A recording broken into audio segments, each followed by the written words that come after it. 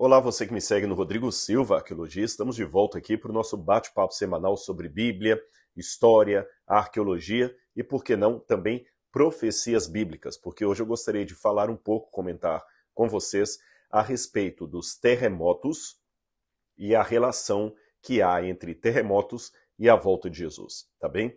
Eu estou em Tel Aviv, estou num quarto de hotel e, como você sabe, hotéis normalmente não têm uma boa iluminação. Então, espero que vocês compreendam que eu não estou numa luz controlada, não estou num ambiente de estúdio, mas eu espero que o conteúdo possa suprir qualquer carência editorial desse vídeo aqui, porque é um tema muito importante, especialmente porque todo mundo está comentando aí os últimos abalos sísmicos que aconteceram aqui pertinho de onde eu estou. Eles foram mais fortes, o epicentro deles foi justamente na Turquia e também na Síria. E hoje, no dia que eu estou gravando esse vídeo, porque eu só vou postar o vídeo na segunda-feira, que é o dia que você está assistindo, hoje já contam mais de 5.000 pessoas que tiveram assim perda de vida, de bens materiais nesses países aí. E Israel também teve abalo sísmico. Inclusive, anteontem aqui em Tel Aviv, esse hotel que eu estou tremeu durante a tarde. Não foi nada assim que desse medo, que fizesse a gente correr ou que soasse algum alarme, mas foi um tremor secundário, porque Israel está na mesma falha geológica desses países que eu mencionei, e aliás, no norte de Israel teve abalo sísmico mais forte. Se eu não me engano, alguém disse que foi 7 pontos na escala Richter. Agora, eu espero que até segunda-feira, quando esse vídeo estará sendo postado e você está vendo, que nós não tenhamos dados mais drásticos para apresentar, tá certo? Eu acho que agora nós devemos, inclusive ao falar desse assunto, como eu estou falando aqui, ter em mente a solidariedade, o respeito e a fraternidade para aqueles que estão perdendo tudo. Eu estou em contato com um dos meus ex-alunos que mora na Turquia, há 2 ex-alunos meus que estão trabalhando lá, e nós estamos agora numa conexão aqui para ver como vamos angariar fundos para essas pessoas lá. Então, eu já estou colocando nas redes sociais algum movimento para a gente ajudar de maneira solidária aquelas pessoas. Provavelmente vamos fazer isso através da ADRA, que é uma instituição não governamental de ajuda humanitária, e esse pessoal precisa das nossas orações, da nossa solidariedade e menos da nossa frieza e nada da nossa frieza, melhor dizendo, nada da nossa crítica, tá certo? Então, embora eu esteja aproveitando o momento desses terremotos para falar um pouquinho dessa conexão entre o ocorrido e a volta de Jesus, eu faço isso numa atitude de tremendo respeito e consternação por aqueles que perderam tudo, inclusive a vida, tá bem? Bom, vamos então ao nosso assunto. O texto que geralmente as pessoas pegam para fazer ligação entre a volta de Jesus e abalos sísmicos no mundo é Mateus capítulo 24, versículo 7, que diz assim: Porque nação se levantará contra nação, reino contra reino. Haverá fomes e terremotos em vários lugares. Eu mesmo, quando os terremotos começaram, eu postei um vídeo no Instagram falando, olha, não esqueçamos também do que esses terremotos significam, sinais dos tempos em relação à volta de Jesus. Mas eu acho que é bom refinar nesse vídeo aqui o que eu quero dizer com sinais dos tempos. Aliás, não somente eu, mas uma gama de cristãos que acreditam na volta de Jesus. O que nós queremos dizer com isso para não cairmos no sensacionalismo por um lado, nem no discurso piegas do outro, sabe? Um discurso não fundamentado em evidências, talvez até, como eu disse, sensacionalista e vazio. Em que sentido um terremoto pode ser um sinal da breve volta de Jesus? Essa é a pergunta. E essa pergunta se torna uma problemática quando nós sabemos que não somente os terremotos, mas fomes, guerras e outras coisas que estão elencadas no discurso de Cristo em Mateus 24 sempre existiram desde que o mundo é mundo. Por exemplo, guerras, a própria Bíblia conta, na época do Antigo Testamento, na época de Josias, na época de Davi, na época de Salomão, antes até, na época de Caleb, Josué, quantas guerras houve no mundo. A arqueologia está repleta de evidências de batalhas e mais batalhas. Só a Primeira e a Segunda Guerra Mundial, na verdade a Segunda, que foi de fato mundial, já tem, a mais recente delas tem mais de 70 anos que terminou. Então, em que sentido eu posso tomar guerras e dizer, olha, Jesus está voltando porque está havendo guerras? Essa é a pergunta. Da mesma maneira, terremotos, fome está aqui desde que o mundo é mundo. A história de José do Egito já mostra de uma situação de fome lá atrás, na época de José. Como eu posso dizer que estes elementos são sinais seguros do fim, sendo que isso sempre aconteceu? Uma forma que alguns encontram de resolver essa problemática ou essa aparente incongruência é dizer, eu já vi muitos pregadores afirmando isso, que à medida que Jesus for se aproximando, à medida que o tempo do fim for chegando, que Cristo estiver realmente voltando, esses elementos vão aumentar. De acordo com essa interpretação, quanto mais próximos estivermos da volta de Jesus, maior será o número de terremotos, maior será o número de guerras, maior será o número de fomes no mundo. Eu confesso que já pensei assim no passado, bem no comecinho da minha carreira cristã, mas de anos para cá eu mudei o meu pensamento. Eu não hoje sou tão crédulo na questão do aumento proporcional desses elementos como evidência de que Jesus está voltando. Eu sei que muitos teólogos, pregadores famosos dizem que à medida que Jesus for voltando, vai aumentar essas coisas. Mas como eu disse, não vejo base para isso. Um autor que lança mão desse argumento é Tim LaHaye. Tim LaHaye, juntamente com outros que falam muito do tempo do fim, eles sempre apregoam que à medida que Jesus for voltando, você vai ouvir falar mais desse tipo de notícia. Hal Lindsey é outro também que fala muito disso. O Tim LaHaye, só para lembrar, hoje eu acho que é o autor mais lido no mundo em relação a novelas apocalípticas. Ele que é o autor de Deixados para Trás, que virou até filme. Também o Hal Lindsey escreveu muitos livros, anos 80, Contagem Regressiva para o Tempo do Fim, e ambos os autores e outros que também vão na mesma área, sempre lançam mão dessa hipótese, dessa teoria. O aumento de terremotos é sinal que Jesus está perto de voltar. Só que, para que eles possam fazer essa afirmação, 3 pressupostos teriam que ser verdadeiros. 3, e eu digo que eles não são. O primeiro pressuposto que teria que ser verdadeiro era dizer que, na época de Jesus, não havia quase terremotos. De modo que, quando ele dissesse para os discípulos, olha, vocês ouvirão falar de terremotos, todo mundo ia assustar, porque era uma coisa que quase ninguém ouvia falar. O segundo pressuposto que teria que ser verdadeiro para convalidar essa teoria é dizer que Jesus falou explicitamente que esses sinais iriam aumentar à medida que o fim fosse chegando. Isso também não é verdade. No texto não diz, em momento algum, haverá um crescente número de terremotos e guerras em vários lugares. Não há isso. O texto fala apenas haverá fomes e terremotos. Não fala haverá um crescente número de fomes e de terremotos e de guerras. E em terceiro lugar, a terceira premissa que teria que ser verdadeira para convalidar essa hipótese é dizer que hoje realmente os terremotos estão aumentando. Hal Lindsey coloca em alguns livros dele a ideia de que os terremotos estão aumentando, ele dá até algum número ali, já vi isso em outros autores também. Mas quando você vai procurar qual a fonte que ele utilizou para aquilo ali, você simplesmente não encontra.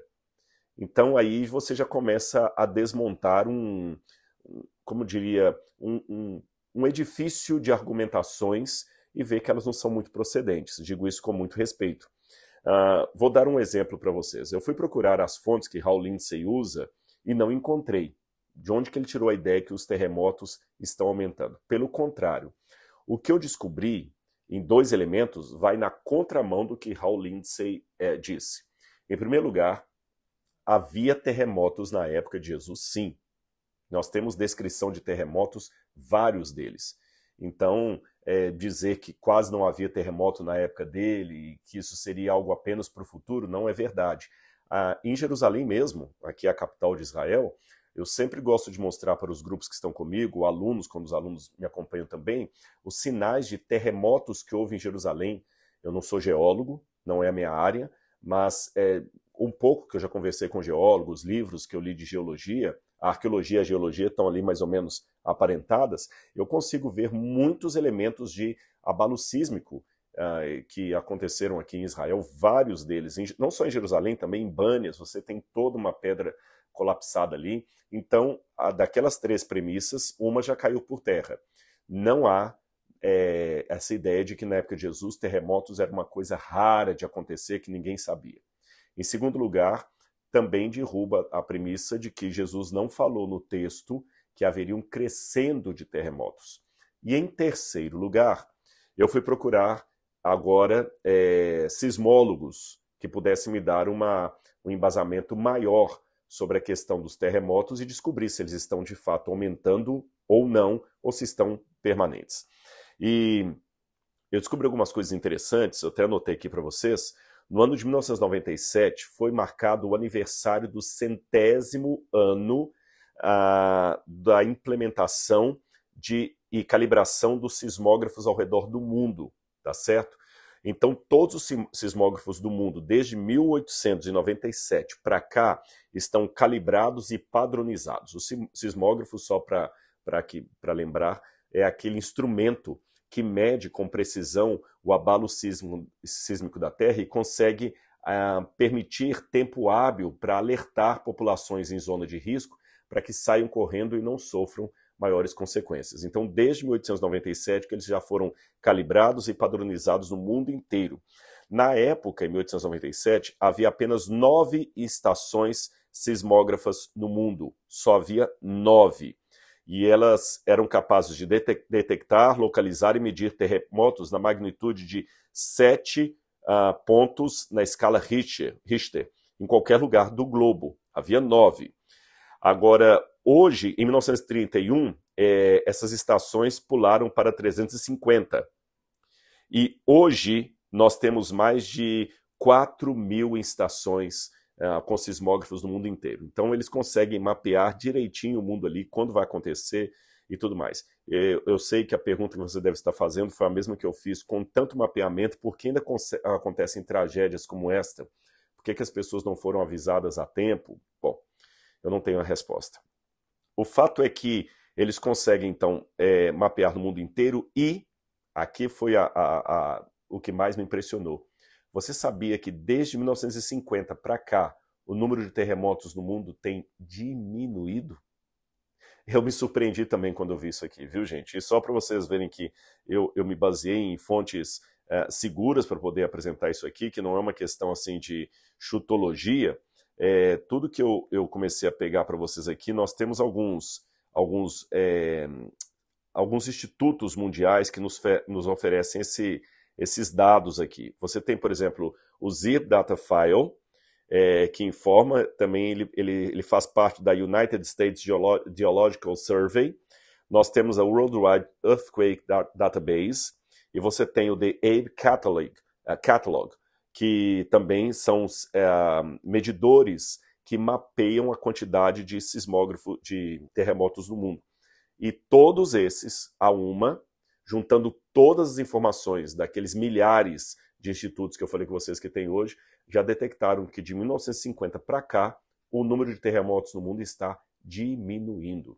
Então, se Hal Lindsey e outros teólogos que apostam na ideia de aumento dos terremotos como sinal que Jesus está voltando, se isso for verdade, então a volta de Jesus está longe, porque os terremotos, em vez de crescerem em quantidade, estão diminuindo. É lógico que um terremoto hoje consegue produzir mais estrago do que no passado, porque hoje o planeta Terra está mais habitado do que na época de Jesus, tá certo? Mas não significa que haja mais terremotos hoje do que naquele tempo. Como eu falei, os sismógrafos estão indicando, os institutos de sismografia, que os terremotos estão diminuindo em quantidade e intensidade no mundo. Então, eu acho difícil apostar nessa argumentação de que sismógrafos que os terremotos estão aumentando e por isso Jesus está perto de voltar. Então, como é que eu posso agora encaixar terremotos como um sinal da volta de Jesus mediante tudo o que eu falei? Vamos com calma. A primeira coisa que me chama a atenção é que quando eu olho na Bíblia, terremoto sempre é um sinal de juízo divino, fala de Deus, decreto de Deus. Nós temos vários elementos disso na Bíblia. Por exemplo, eu notei algumas passagens aqui. Quando Deus falou no Monte Sinai, houve um grande terremoto. Quando Elias fugiu para o Horebe, ele estava fugindo da rainha Jezabel, e ele queria se encontrar com Deus, a Bíblia fala que houve um grande terremoto. O livro de Jó também fala, quando Deus aparece, que um grande terremoto surge. Quando Deus vai falar, a terra se abala. Lembra? Os salmos dizem muito isso, né? A terra se abala quando o Senhor vai falar. O livro de Atos dos Apóstolos, quando vai falar do dom que os 120 discípulos reunidos ali, homens e mulheres, receberam e falaram em línguas para aqueles homens que estavam ali no Pentecostes, diz que a terra, o lugar onde eles estavam ali, tremeu pela presença do Espírito Santo. Paulo e Silas também, quando estavam na cadeia, e Deus ali de maneira miraculosa os salvou, diz que houve também um terremoto. Jesus, quando morreu na cruz do Calvário, houve um terremoto, a terra, fenderam-se as rochas. Então, todas as vezes que eu pego terremotos na Bíblia, os terremotos sempre estão ligados a uma manifestação forte de Deus, uma epifania, como nós chamamos, Deus aparecer de maneira audível, ou mostrando o poder dele, ou também de maneira judicial, quando Deus vai julgar. Então, os terremotos estão associados a essas manifestações do sagrado. Então, faz sentido também que eles estejam associados à volta de Jesus. Agora, o que me chama a atenção é que quando Cristo vai falar de vários eventos que haveriam de acontecer no mundo antes da volta dele, em primeiro lugar, vamos ver o contexto. Em que contexto Jesus disse isso? Mateus capítulo 24 diz assim: Jesus saiu do templo e enquanto caminhava, os seus discípulos se aproximaram para lhe mostrar as construções do edifício. Ele, porém, lhes disse: vocês estão vendo todas essas coisas? Em verdade lhes digo que não ficará aqui pedra sobre pedra que não seja derrubada. Os discípulos devem ter ficado muito assustados quando ouviram Jesus falar aquilo ali, se perguntando o que ele queria dizer com aquilo. E quando ele subiu ao Monte das Oliveiras, alguns deles ali, provavelmente Pedro, Tiago e João, criaram mais coragem e perguntaram a Jesus: mestre, o que significa isso que o senhor quis dizer? E eles fazem uma pergunta dupla. Que sinal haverá da tua vinda? Primeiro eles falam o seguinte: diga-nos quando essas coisas vão acontecer. O senhor falou que o prédio vai cair, que o templo vai cair. Quando isso vai acontecer, Senhor? E que sinal haverá da sua vinda e do fim dos tempos? A vinda de Jesus e o fim dos tempos é a mesma coisa. Então eles fizeram uma pergunta dupla para Jesus. Quando aconteceria a destruição do templo, que ele tinha acabado de falar, e que sinal haveria da vinda dele? Eu acho interessante o método que Jesus usou para responder aos discípulos, que era um método rabínico muito curioso. Eles pegavam elementos do presente e mesclavam com eventos do futuro. É como Isaías, profetizando a virgem que daria à luz a um menino que seria o Messias Salvador. Isaías fala tanto numa situação presente, que parece que está falando de um filho da rainha que haveria de nascer ali, como do futuro Messias. Nós temos isso várias vezes na Bíblia. Davi, quando tem os seus salmos, por exemplo, que Davi fala: Deus meu, por que me desamparaste? E outros salmos de Davi ali, ele ao mesmo tempo se referia à situação de Davi e é tomado de maneira messiânica pelos judeus para representar algo do futuro, que conforme a interpretação cristã, aconteceu com Jesus. Isso é chamado de midrash. É quando você mistura eventos para tirar uma lição, porque a filosofia bíblica da história entende que alguns elementos do passado ecoam ou reverberam no futuro, de modo que a mesma frase, a mesma sentença pode valer para duas situações distintas. Além disso, Jesus aqui demonstrou misericórdia para com os discípulos, porque eles estavam esperando que Jesus fosse restaurar o reino a Israel naquele tempo, que Jesus fosse se transformar num Messias guerreiro, como aliás era o desejo de todos os judeus. E o próprio Jesus sabia que não era bem assim que a coisa ia acontecer. Se ele abrisse o jogo com eles ali de tudo, eles iriam desanimar da fé. Então ele falou da destruição de Jerusalém, mas ao mesmo tempo também ele mesclou com o que haveria de acontecer no mundo até que ele venha nas nuvens com poder e grande glória. Mas note que Jesus coloca uma diferença muito grande entre os dois eventos. Quer ver? Eu vou mostrar aqui para vocês. Quando eu vou para Mateus capítulo 24, verso 32, ele diz assim: aprendam a parábola da figueira. Quando os seus ramos se renovam e as folhas brotam, vocês sabem que o verão está próximo. Assim também vocês, quando virem todas essas coisas, saibam que está próximo às portas. Está próximo às portas o quê? Essa é a pergunta. Em verdade lhes digo que não passará essa geração sem que tudo isso aconteça. Aquela geração passou. Então tem que ser alguma coisa que deveria acontecer enquanto aquela geração ainda estivesse viva. Passará o céu e a terra, porém as minhas palavras não passarão. Será que Jesus estaria falando aqui da volta dele? Se Jesus estivesse falando da volta dele, ele cometeu um erro muito sério, porque ele disse, em verdade vos digo a vocês que não passará esta geração sem que tudo isso aconteça. E muitas pessoas tentam falar, essa geração aqui é a geração do tempo do fim, é a geração do tempo da grande tribulação ou do tempo de angústia.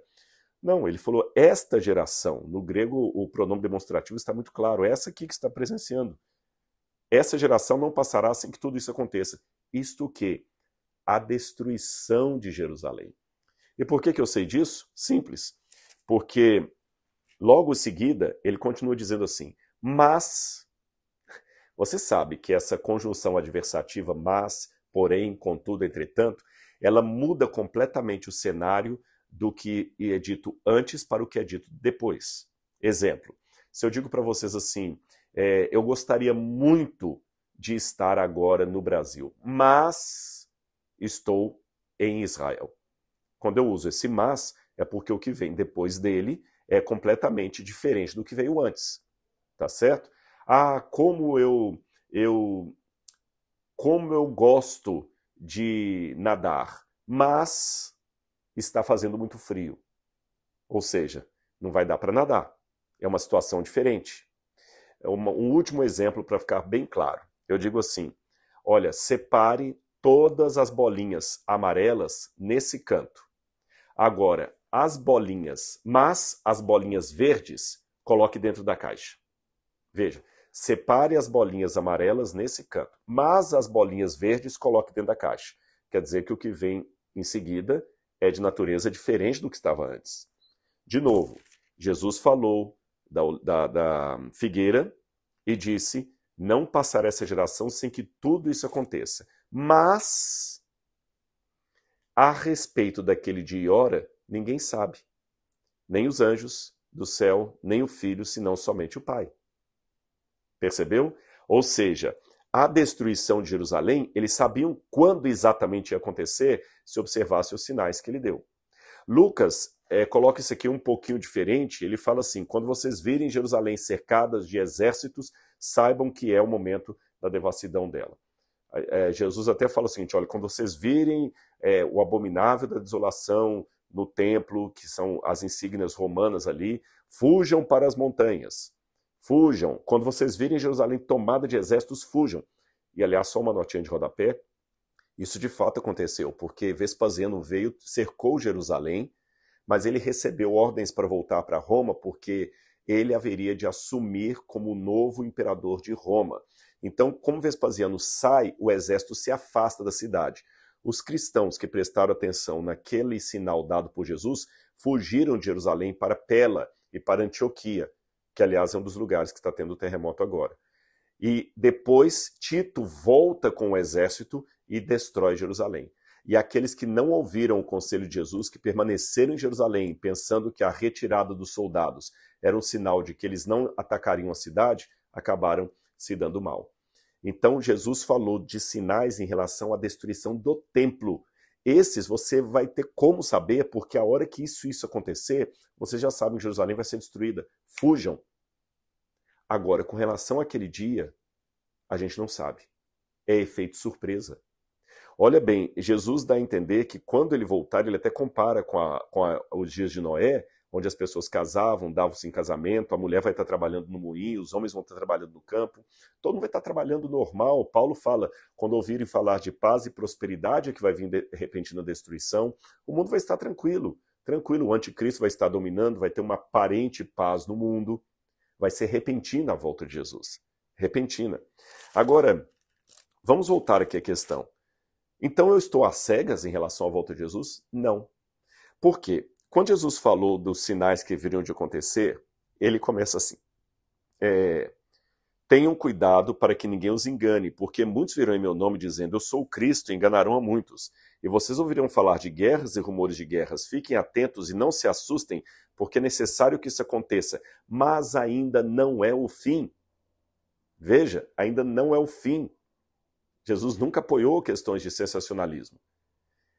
E ele continua dizendo, porque nação se levantará contra nação, reino contra reino, haverá fomes e terremotos em todos os lugares. Porém, todas estas coisas são o princípio das dores. E é interessante que essa palavra princípios das dores aqui são dores de parto. Eu sei que alguns que seguem Hal Lindsey podem pegar esse princípio de dores de parto como uma ideia de que os terremotos estariam aumentando, assim como as dores de parto vão aumentando à medida que a mulher vai chegando ao momento de dar à luz. Mas não necessariamente, porque quando a gente vai em Romanos, capítulo 8, versículo 25 em diante, Paulo fala, Romanos capítulo 8, Paulo usa a mesma metáfora das dores de parto, e ele diz assim, olha, deixa-me ver, porque sabemos, eu vou ler do verso 22, porque sabemos que toda a criação a um só tempo geme e suporta angústia até agora. Aqui é a mesma expressão em grego e refere-se a dores de parto, tá certo?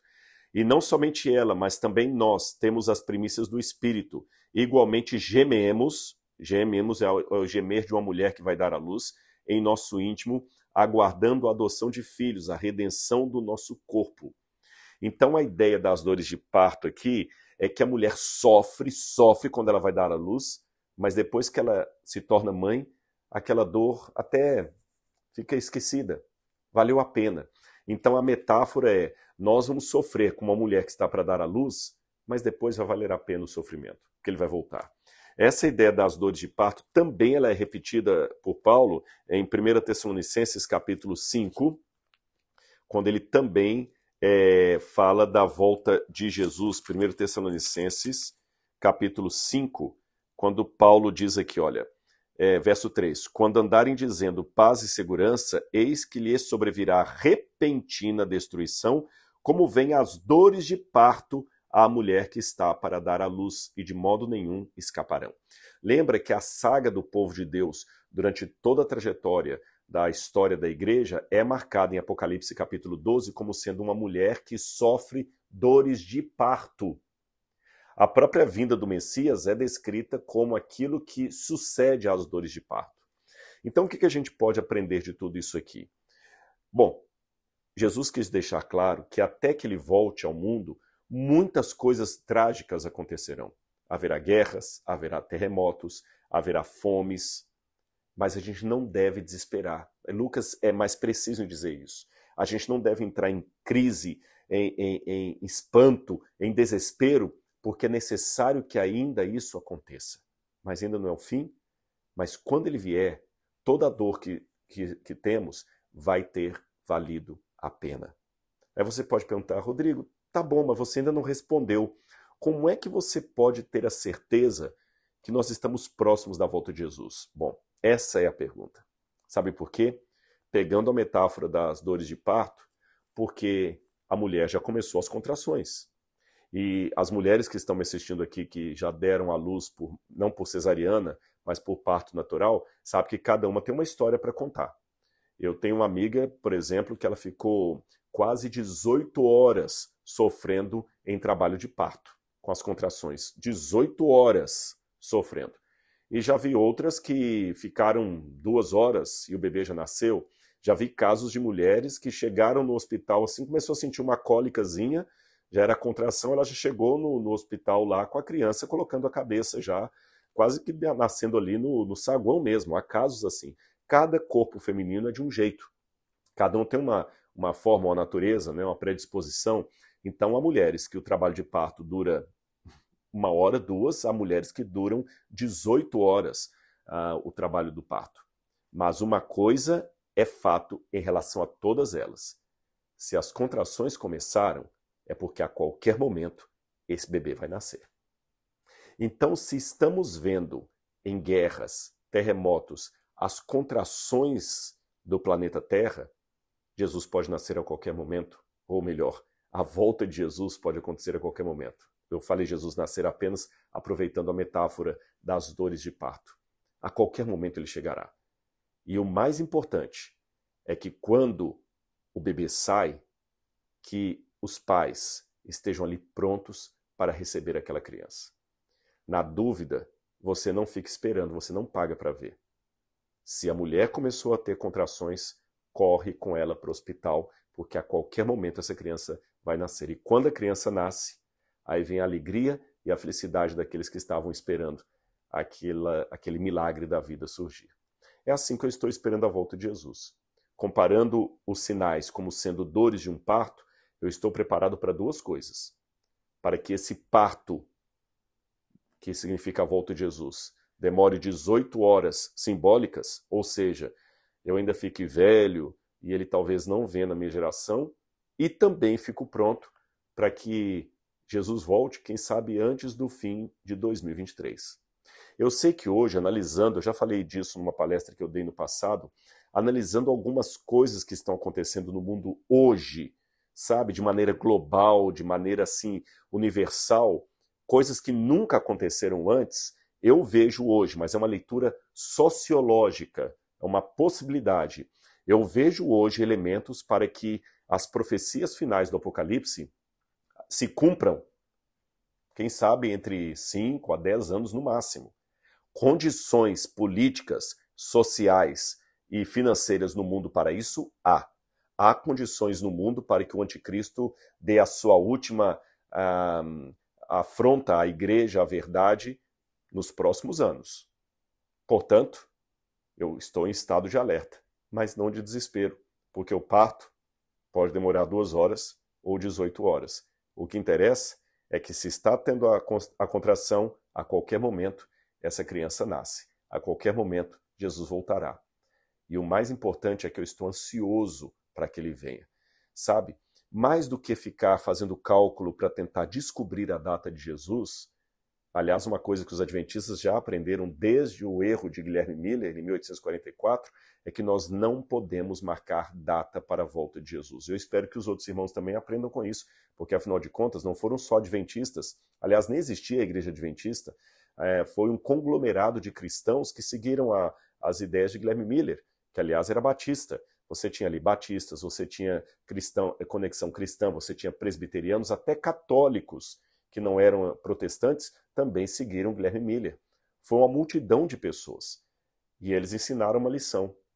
Ainda que bem intencionados, não podemos marcar data para a volta de Jesus. Mas também não podemos cair no extremo de achar, é só mais um terremoto. Isso aí sempre aconteceu. Porque Pedro também falou que muitos iriam chegar no fim do tempo falando assim, olha, onde é que está a promessa da sua vinda? Porque desde que os nossos pais morreram, tudo permanece como sempre está. Aí o apóstolo Pedro, na sua carta, responde a esses críticos dizendo, eles se esquecem que também por longo tempo houve céu e terra, até que veio o dilúvio e os tomou a todos. Esse céu que agora vocês estão vendo está sendo esqueci a palavra que ele usa agora, entesourados, essa é a palavra, entesourados para o fogo. Então, meus irmãos, pode ser que Jesus demore, mas pode ser que ele venha a qualquer momento. O terremoto que aconteceu próximo de onde eu estou foi mais uma contração do parto profético da humanidade. E terremoto por terremoto, eu me lembro, e quero terminar com esse texto aqui de Isaías capítulo 13, versículo 13. Isaías 13 fala de um terremoto e olha que forma interessante. Portanto, farei estremecer os céus. A terra será sacudida do seu lugar por causa da ira do Senhor dos Exércitos e por causa da ira do seu ardente fulgor.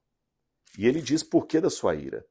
Porque o Senhor se compadecerá de Jacó, diz agora o capítulo 14, verso 1, e voltará a escolher Israel, estabelecendo-a na sua própria terra.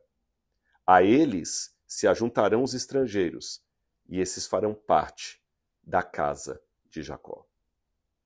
Os terremotos que Isaías menciona aqui, que ele fala que iriam acontecer, são os terremotos que sacudirão os povos do mundo, que alertarão as pessoas, que deixarão muitos desesperados, angustiados. Mas para o povo de Deus, é o sinal de que o descanso está vindo. Continuo lendo Isaías agora, o 14, verso 3 em diante.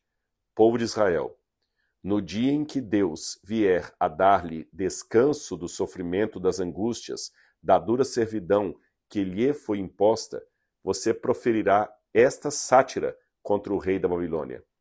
Como cessou o opressor, como acabou a tirania.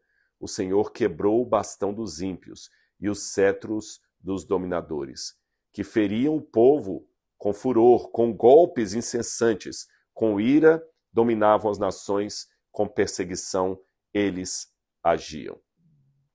Aí diz, o verso 8, até os ciprestes se alegram por causa de você, e os cedros do Líbano exclamam, desde que você caiu, ninguém vem mais para nos cortar.